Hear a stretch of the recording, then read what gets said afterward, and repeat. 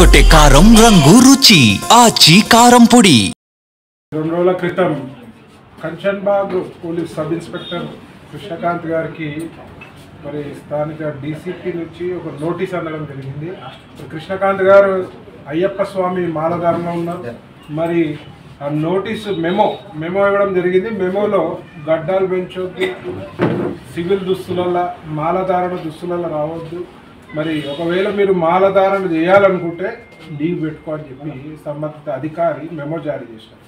ఎవరన్నా మాట్లాడితే అర్థం పడతాం ఉండాలి. ఇది హిందూ దేశము. 40 రోజులు లీవ్ పెట్టుకోమంటే మీరు లీవ్ ఇస్తారా? 40 రోజులు ఒకవేళ ఇచ్చిన పే ఆఫ్ లాస్ ఎవరు కావాలి? అయినా మా దేశం హిందూ దేశంలో ఎన్నో ఏళ్ళ నుంచి వస్తున్న సాంప్రదాయాల్ని మీరు పోలీస్ శాఖలో ఉండి, పోలీస్ శాఖలో కూడా ఏం చేస్తారు? ఖాకీ యూనిఫామ్ వేసుకొని నల్ల రంగు కండువా వేసుకుంటారు. అందులో తప్పు లేదు. చెప్పులు వేసుకో తప్పు లేదు. అదే ముస్లింల పండగ రంజాన్ మాసంలో స్పెషల్ అలవెన్స్లు ఇస్తారు. 4 గంటలకే వదిలేస్తారు. నమాజ్ చదవడానికి 5 పూటల పర్మిషన్ ఇస్తారు. మరి హిందువుల పండుగలకు వచ్చే వరకే మరి ఎందుకు ఈ వత్తాసని నేను అడుగుతున్నాను. ఈ డిఫరెన్షియేట్ ఎందుకు చేస్తుంది?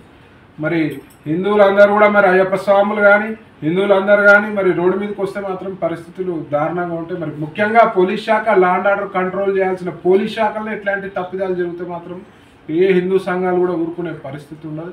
ముఖ్యంగా రేవంత్ రెడ్డి గారికి ఒకటే చెప్తున్నా, హోంశాఖ మీ దగ్గరనే పెట్టుకుర్రు, దాచుకొని భద్రంగా పెట్టుకుర్రు. మరి హోంశాఖ ఆధ్వర్యంలో జరగాల్సిన మీటింగ్లలో ఏం జరగాలి, ఏం చెప్పాలి, హిందువుల మనోభావాలు కించపరచుకుంటా పోలీసులు ఎట్లా వ్యవహరించాలి అనేది మీకు చెప్పలేదా? మరి మీరు నేర్చుకోలేదా?